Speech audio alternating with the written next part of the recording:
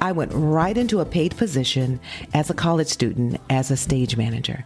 I learned way more than in school. I learned about putting packages together, video pieces. I learned about camera operation. They let me do everything. I was operating a studio camera for a live show. I learned how to be a stage manager, audio.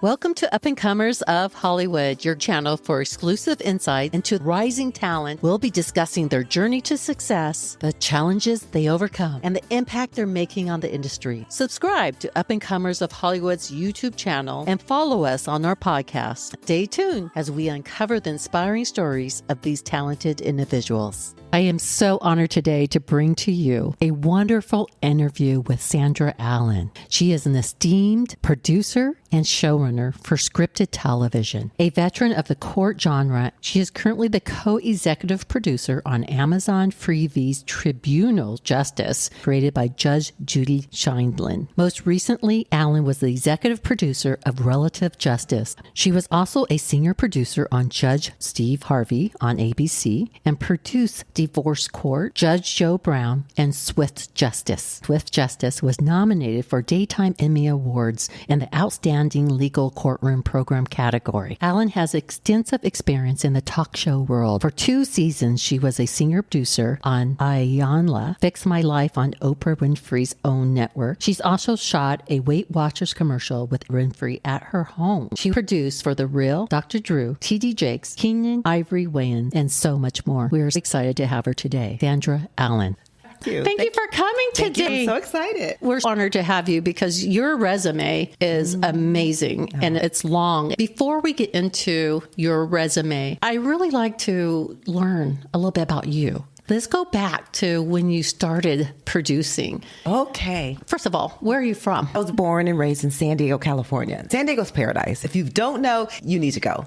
I was born and raised in San Diego. I still have family there. And while I was there, I went to high school. I started at a JC there, but then I always wanted to leave home. I wanted to leave home, go away to college, and then come back. That was my mindset. Early on, I didn't know what I wanted to do, but I knew I loved television.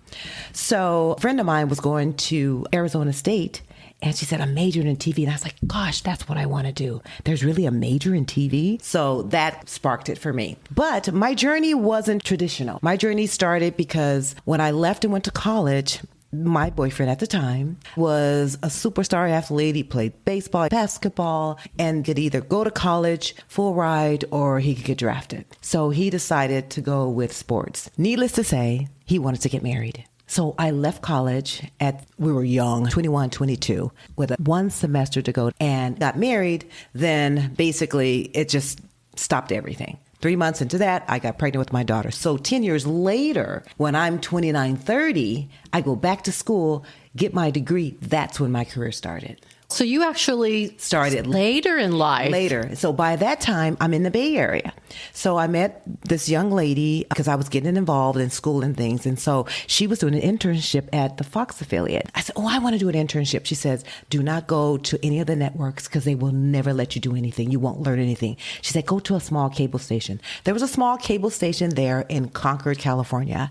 It was over in the East Bay. And they did a nightly show, live, talk show. It was a daily show. Then they did 2 shows live, what we call live to tape, meaning that you thought it was live, but it really wasn't. But actually 2 shows were live. I call them up. I say, hey, I want to do an internship. So they said, come on down for an interview. So I show up. I go to the interview. I'm talking to the gentleman, and he's saying, what do you want to do? And telling me about the station and the show and everything. And I'm like, At the time, I wanted to be a director. Behind the scenes, I want to call the shots. We're chatting. He goes, so what do you want to do? And I said, I want to be a director. He goes, really? That's my job. And I said, you better watch out because I'm going to take your job. He just started laughing and said, I have a stage manager position open. Do you want the job? I was like, oh my God, yes. So Really, I did not go the traditional route. Most people start as a PA, production assistant, and they work their way up. I went right into a paid position as a college student as a stage manager. I learned so much, way more than in school. I learned about putting packages together, video pieces. I learned about camera operation. They let me do everything. I was operating a studio camera for a live show. I learned how to be a stage manager. I learned how to do audio. It was amazing. I was there for 2 years working. At one point, they said to me, hey, what else would you like to do? Because I was still finishing my college degree. And then I graduated and I continued to work there. And they said, is there anything else you'd like to try? And I was like, yeah, can I try producing? And they were like, sure. They let me put this packaged piece of a local band that was coming to town. So I got a chance to put it together, track it, decide how to shoot it, the whole nine, and sit with the editor and direct edit. I was like, wow, I love producing. So then I switched. I was at the very end of my college career. So then I went over to the CBS affiliate in San Francisco and I worked for KPIX as an intern, and then I got a paid position. That's where I started. Local television in San Francisco, California. And at that station, we won an Emmy for a piece with Malcolm X's oldest daughter. Congratulations on that. All of this came about because you spoke up. Exactly. And that's very important. Absolutely. Early in your career, you may not really know what you want. You're looking, thinking you're in college or you're not in college or just graduated. Sometimes we don't know until we do it. All along, I'm going to be a director. I'm going to be calling the shots. Ready one, take one. Ready two, take two. I got a taste of that creative. And I was like, man, this is so much more fun. I just loved it. You have to speak up. I seized the moment and I don't know what I was thinking when I thought back. I was like, ooh, I should never said that. Like, I'm going to take your job. And he just thought it was hilarious. So it was good that he had a sense of humor and it opened a door for me. And I'm so grateful. You found your tribe, being yourself. Correct. He loved your energy. And so that right there, he wasn't intimidated by it. No.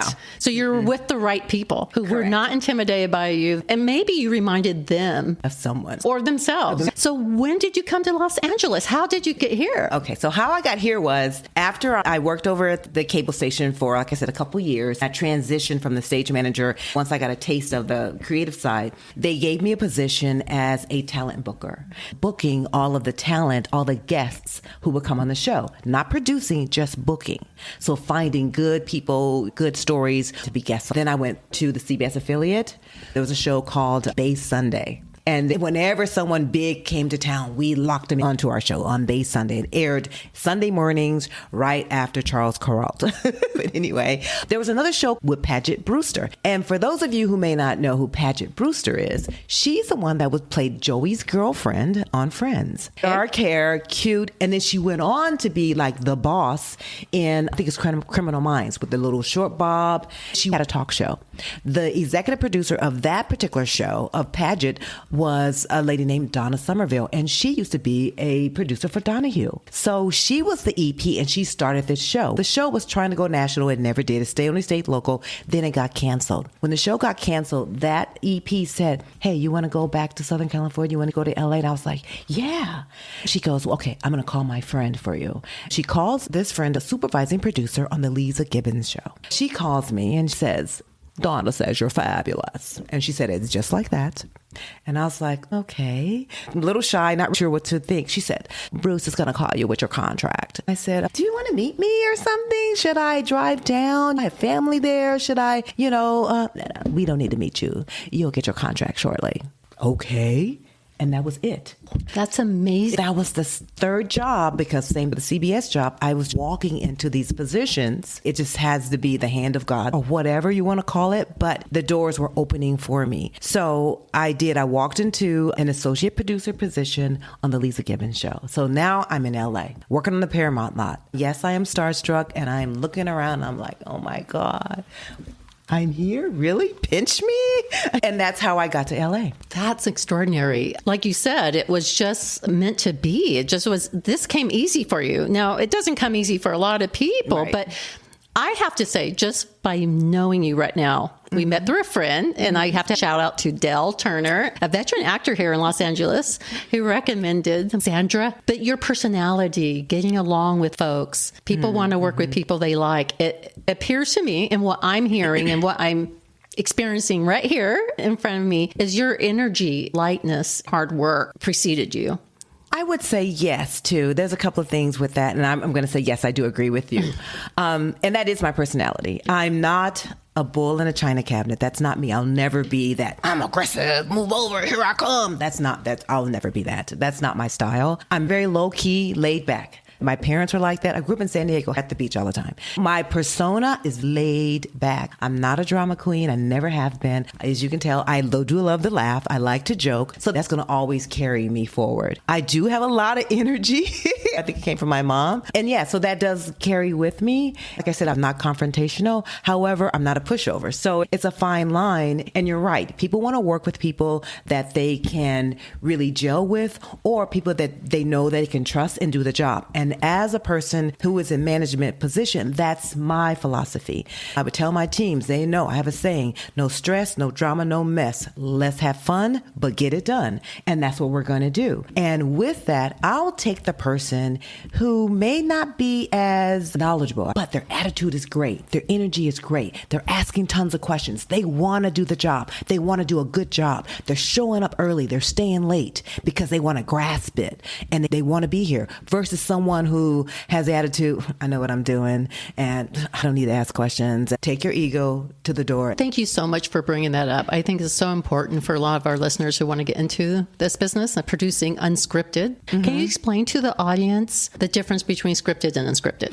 Okay, so the difference between the two, scripted, just how it sounds, would be a script. So basically there's a writing team or head writer, so whatever that may be. So that's scripted. It could be drama, could be comedy, and then typically it's going to be prime time.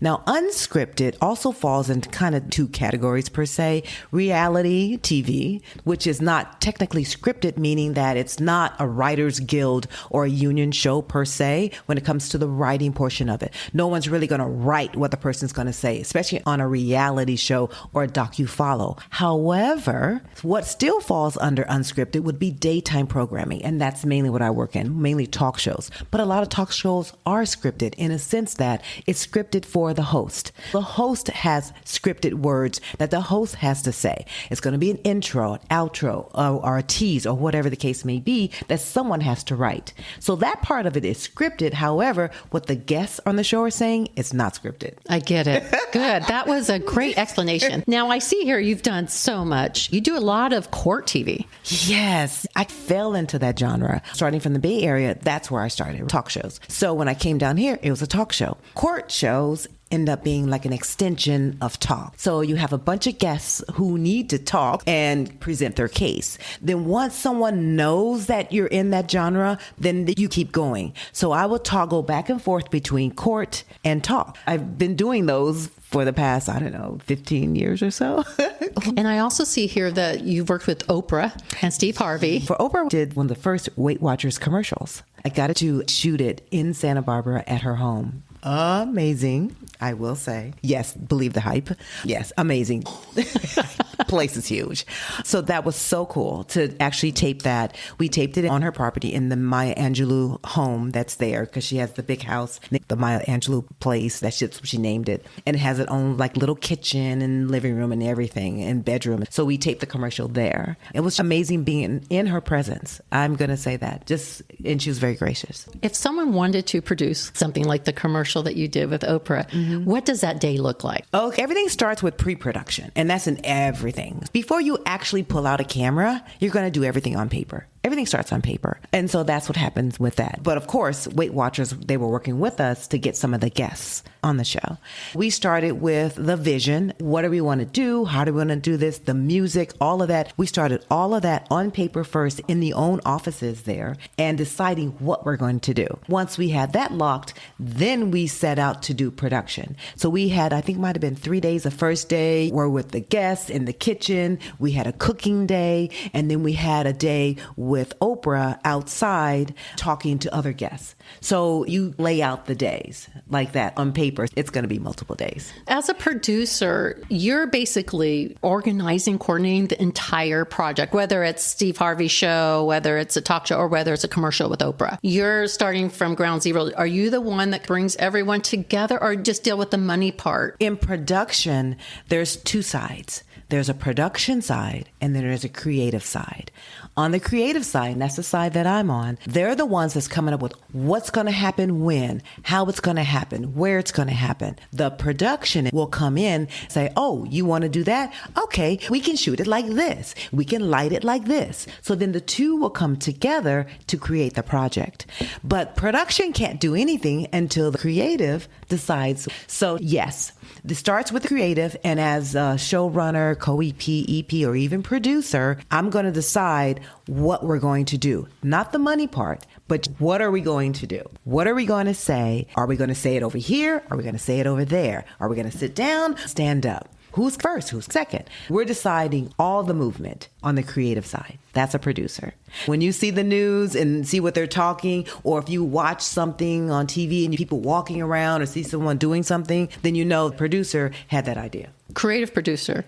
Correct. In film, the producer is typically the money person. Correct. Okay. In TV, the producers are always the creative person. However, for the money side, it's going to either be an EIC, an executive in charge, or it's going to be a line producer. So you hear line producer, that's a money person. That's the budget person. They'll be the ones that say, you don't have that much money to do that, but you can do this. And the producers make it work. Move some money around. I don't care, but let's make it work. So together, you guys are going to make the production work to make the network happy. Is a showrunner different than the creative producer? Yes. Think of the showrunner as the president, okay? But the president is not getting on the phone calling everyone. Everyone else is doing everything. The vice president, maybe Congress or whomever, House or whatever. Everyone else is on the phone calling people, everyone in the cabinet. But the president is not going to get on the phone and call everyone. But the president will make sure that everything got done. So a showrunner would be the top person of the creative producing side. Correct.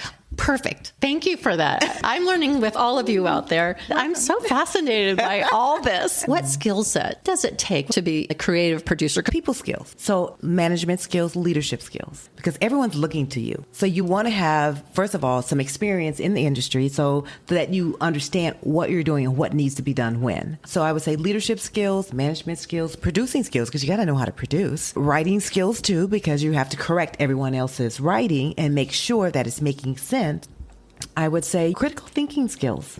Life skills. Would you recommend students to take PA work? You went a whole different route. Correct. And you were more mature, more Right. confident. Exactly. Than a lot of students coming right out of film Correct. school. Because in many places are coming from all over the United States. Correct. They don't know how it works. And that's why we're here, Up and Comers of Hollywood, is sharing how the business kind of works. It doesn't mean that your career path is going to be the same as Sandra's, but just talking about this hopefully plants seeds. and there's some folks who just love journeys and they want to know the story. Hollywood is like Hollywood. They hear all that bad stuff, but there are some good people here. So getting back to that, what would you recommend, going that route? I would say yes, in a sense, because a lot of times shows, they want interns, and I will give a PA a shot. I have people who I brought in as PAs now are my co-EPs or supervising producers and eventually become EPs. The PA route is nothing that sneeze at because you will learn a lot. You will get thrown into that fire. You'll hopefully get a boss willing to teach you. I have a PA now that actually started as a PA on one of my shows and just stood out. Like just the cream will always rise to the top. I was like, who is that person? Always found something to do. If he was done with something, he started wiping down tables and cleaning up and noticed them. But secretly, this person was booking on the side because that's what the person really wanted to do. Anyway, that person now is going to be promoted to a producer. And that only took a couple of years. What I'm saying is it's okay to be a PA because you will meet a lot of people, you will learn skills, and the main thing is to ask questions. Ask away. Because when I was a little girl, I used to ask them so many questions. My dad would say, this is the last one. I'm okay. Ask away. That's how you learn. And you want to be able to answer them because you want them to glean and learn and move up. Exactly. I'm glad I met a person like me because I will ask questions. I'm just a natural curious person and I want to know how things work. I love our discussion. What was your perception of Los Angeles before you got here? And what is the reality for you? My perception was, wow, Hollywood, everything happens and everybody's great and everybody's nice. And then it was like, there's a lot of slick people here. No judgment shade on people from LA, but you find that there's a lot of mean people and there's a lot of conniving people. So with that, you have to always CYA. Just make sure that you're covering yourself. Just be true to yourself. Don't do anything that you don't want to do. And it's okay to walk away. It's okay to walk away from the money. All money is not good money. Every show you may not want to work on. I would say the reality is that you're going to meet great people and some you never want to see again. That's true. I've interviewed so many people and they all said the same thing, to protect yourself, but find your tribe. And once you find your support group, then you feel that support and protection. Absolutely. In this big city, because people are coming from all over the world and there's good with bad. In this business, because it's a business first. True. It's a total business. Personal, but it is business. That's true. Out of all the shows you've done, do you have a favorite or experience that really surprised you? 2 shows come to mind. One was early, maybe 2000-ish. It was called Famous Families. It was a primetime show. I've done a couple of primetime kind of semi-scripted, but it wasn't all the way scripted show. And it was with Fox Family Channel, a docu-follow biography type show on famous families. It was one of the best experiences I had ever had. Not only did I get a chance to meet some great people, interview some great families, but the whole process, I learned a whole different process, a new process of putting together a documentary biography type program.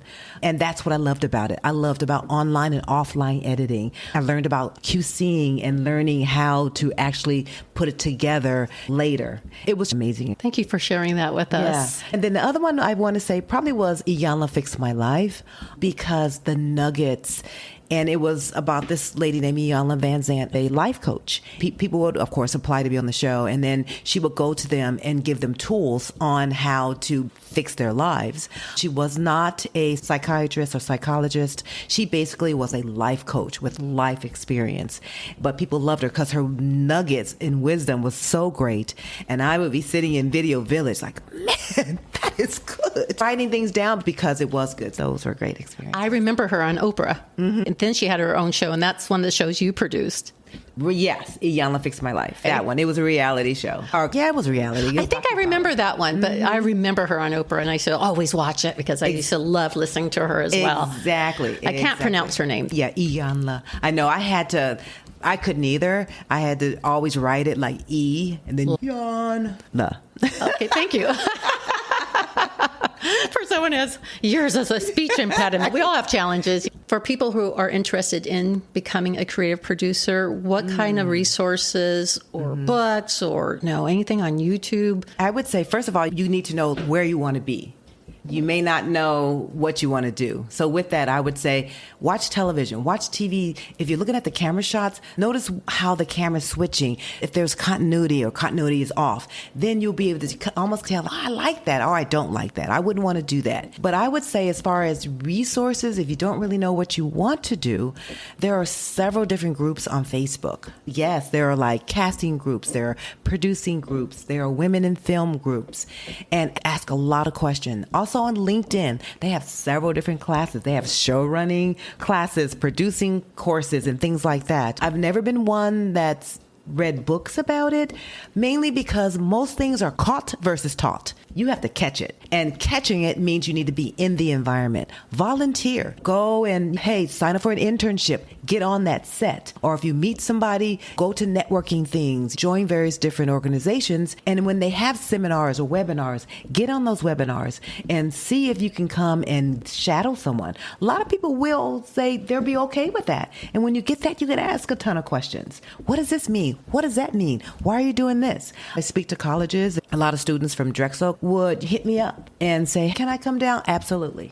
Come on down. Be my guest in the control room. Sit behind me. And I will explain to you what is happening now, why are we doing this, and walk you around so you can see what's happening. Because you'll never know if no one shows you or tells you.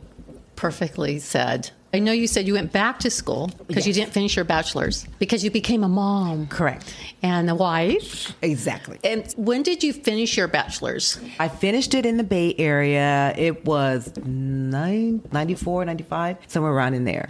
So I finished it in the Bay Area. Okay. And then I just noticed you said you have a master's And I have degree. a master's, yes. Where was that? Here? That's from Drexel. I did that online. And it's in television management. I was thinking I would love to get back and possibly teach, maybe teach college. So I thought maybe I'll get my master's too, so that if that opportunity arises, I will do that as well. From that point, everything just kept moving. What are some challenges as a creative producer? You have to meet the order, hands down. You have to meet the order. So whatever that order is, come rain, come shine, you have to meet the order. If you are taping next week and you're not booked, we're here until we get booked. And that's just the bottom line of it. It's a bottom line industry. You have to have the work done.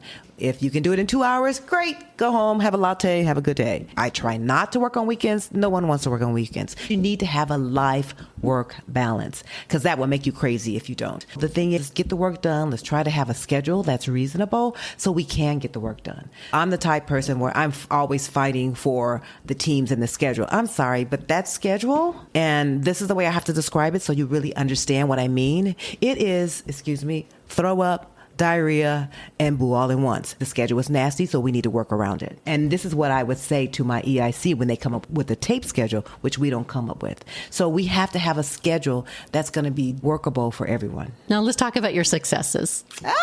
Okay. What are your biggest successes in this field? Oh, wow. I would say seeing a PA growing that has grown. Someone that you see, you're teaching them something and then they are just soaking it up like a sponge and then they're doing it and they're loving their job and they're moving up.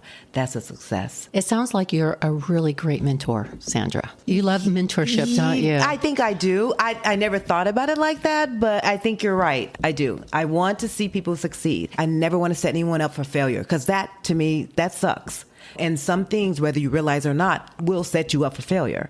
So I'm not trying to have that. There's no dying on my watch per se, but some people are going to fail and there's nothing you can do about it. And that's part of life. We all have our personal journey and we learn. I'm always learning. I'll never stop learning until I'm dead. What are you working on? Now I finished 2 shows. I have one airing called Cutler's Court. You'll see my name in the credits on that. I'm done with that show. That show is taped out of state. I cannot go back to that because the show I'm doing now is starting. Anyway, so I finished that show. That show is airing. Another show is airing streaming, and it's on Prime or Freevee, and it's called Tribunal Justice. So we are just gearing up for that. I finished post on that show in August. Now in September, we're gearing up now for our 3rd season, and we're about to start that show. And what is that about? Tribunal Justice was created by Judge Judy. She has a panel of 3 judges. She created another show like this called Hot Bench, and so she basically just took 2 judges from that show and created another show and then added her son. So now it's 3 judges and it's a court show. Streaming on Prime. You can find it on Prime if you have Prime, or Freevee for free, and it's Freve, but it's still part of the Amazon umbrella. That show is a 3-judge panel. It's a small claims court show. So if you're suing someone, you can come on this show and the judges will decide if you win or not. And if you win, the show pays your judgment. That's the way they work. Are most court TVs real? There are some real ones. There are some fake ones. Okay. I was wondering about that because sometimes I'm like, oh, this one doesn't seem real. But yes, there are some of them. I won't say the ones who are fake, but yes, there's a lot of fake ones, but there are real ones too. So the fake ones would be scripted. Correct. The fake ones are the ones that, they cast people. Not all stories are fake. Some of them are. But the Hot Bench and Judge Judy and Tribunal, these cases, they have to be filed in a small claims court system. So that's the difference. The other court shows, they don't have to be filed. So if they don't have to be filed, you don't know if it's real or not. It can be filed and still not be real. But the thing is, you have to go through the trouble of filing a case so that in turn it can be heard on the court show. So in lieu of going to your small claims courthouse, you come on the show and then the judges will do it. I did not realize you still had to go through that process in the small claims court. Yes. Because it's real. And then the show then dismisses the case with prejudice with the local courthouse. So you cannot go back and sue that person again for the same thing because it's done, it's over, it's arbitration. And so no more, it's done. So they're giving up the rights to do sue. this on television so they can't sue later. Correct. I did not realize all this. It's a legal show. Some judges take it very seriously. It's court. No, it's TV first and then court. Have you learned a lot about the legal system because of it?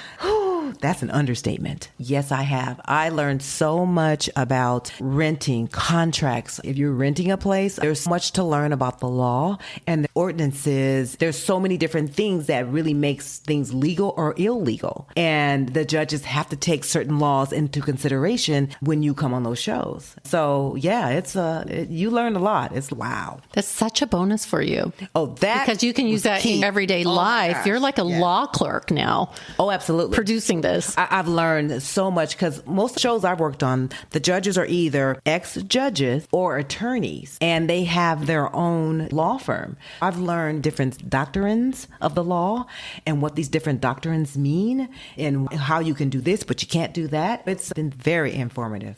Anyone who wants to get into these type of court TV producing jobs, they don't need to necessarily have law classes. Not at all. They'll just learn on the job. Exactly. Because you leave that up to the judges. Because as a television producer, we can't practice law. That's illegal. Right.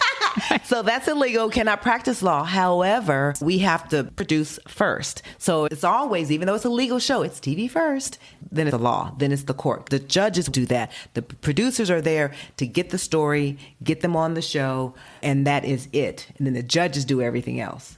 We get behind the scenes of court TV, you guys. This is amazing to have Sandra here. I am so excited that you're here. Thank you. I'm flabbergasted. I'm looking at her resume. It's very long. So I had to really prepare for this. And even though I prepared, I was not prepared for all this. I'm learning so much. I just love to learn behind the scenes of what everyone's doing and how they do it. You can work on one genre, but the show can be so different. Like I did season 1 of Judge Steve Harvey. So with Judge Steve Harvey, we all know he's a comedian, right? And he's hilarious. But people would apply to be on the show. The cases would be a minor dispute, nothing major. They're all minor because they're friends. He would joke and make a ruling. Completely different, but it was fun. He was funny. Same genre, but different. Season 1, we were nominated for an Emmy. We didn't win. I would just say, if you're not sure about what you want to do, it's okay. Maybe watch television if you like a certain genre. If a computer person, maybe you want to be an editor. If you like money, but you're creative, maybe an EIC or a line producer. You may not necessarily want to be creative. There's also camera operators and directors and what we call AD, like an associate director or assistant director, a technical director, someone who's going to actually push the buttons and change cameras. There are so many positions in this industry. I never want to be on camera. I like being behind the scenes. It's more fun, a little bit more creative. There's no judgment for anyone that wants to do that. What I'm saying is there are so many things you can do. If you want to be a writer, the Writers Guild Foundation is free. You can go to the Writers Guild library, look up scripts and see how they write these different scripts. They have webinars with showrunners and different people. There's so many resources. Just start looking, start talking to people, and you'll be able to find your niche eventually.